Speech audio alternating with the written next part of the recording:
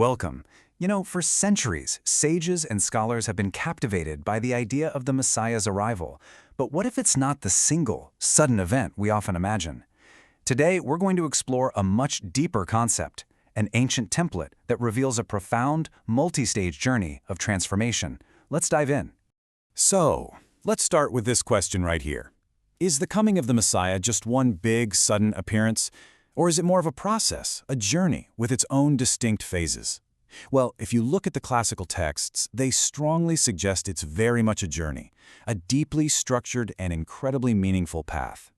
All right, here's our roadmap for today. We'll start with a foundational pattern that you can find in the classical texts. Then, we're going to shift our focus inward to a really profound personal transformation. After that, we'll see how these two views aren't separate at all. They're part of one single journey. That journey leads to a moment of global recognition, and finally, we'll unpack how this ancient map is actually a template for our own lives, for our own faith.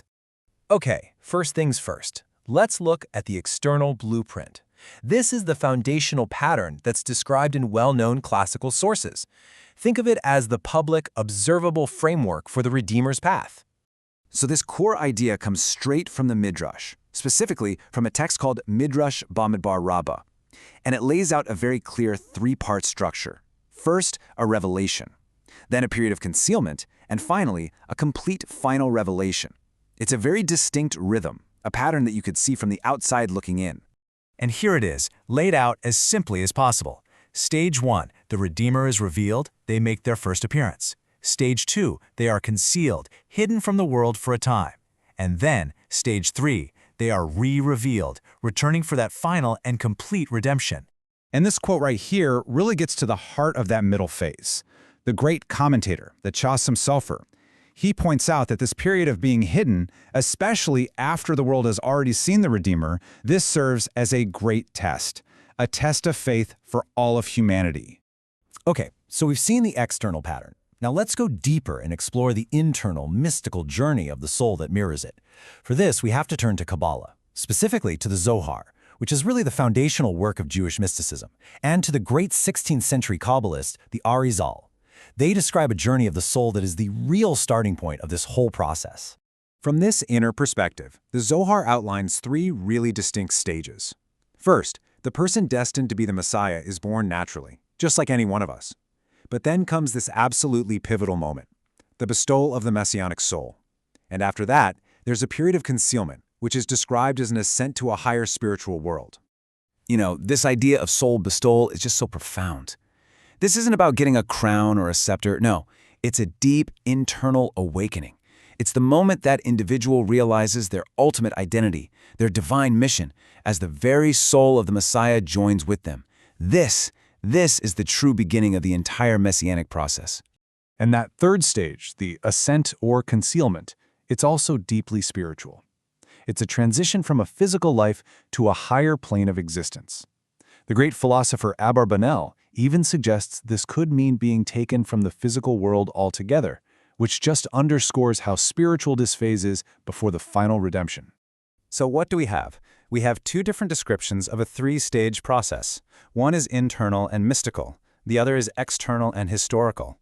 But are they really different? Not at all. They're actually two sides of the same coin, describing one single unified journey. Just look at how perfectly these two views line up. On the right, you have the Zohar's internal soul bestowal, that moment of self-realization.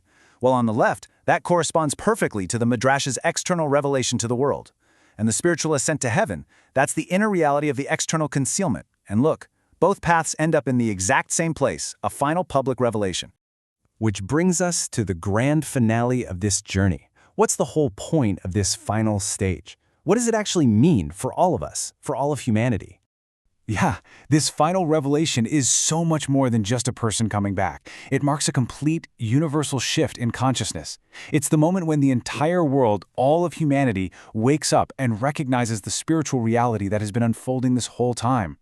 Now, this grand cosmic pattern is absolutely fascinating, but maybe its deepest power is how it applies to our own lives.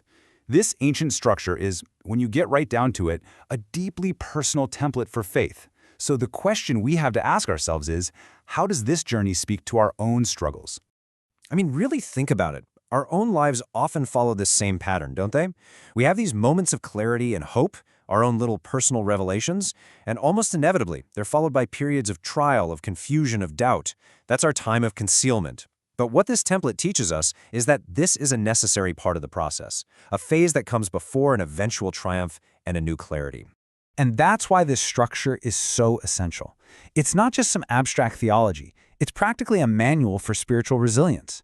It teaches us how to endure through our own dark nights of the soul, our own periods of concealment, by holding on to the faith that a final revelation isn't just possible, it's part of the divine plan. So what have we seen? We've traced a journey that starts with a single person's internal realization of their divine purpose and ends in a moment of total global recognition. This path, from the deeply personal to the universal, gives us a timeless, powerful template for our own faith, especially when we're going through our most difficult trials. I think the ultimate takeaway is this. Just like the Redeemer's path requires a period of being hidden, our own spiritual journeys demand that we learn to navigate times of uncertainty. Understanding this ancient template gives us the strength to hold on, to know that concealment is never the end of the story. It's a vital, necessary step on the path to revelation,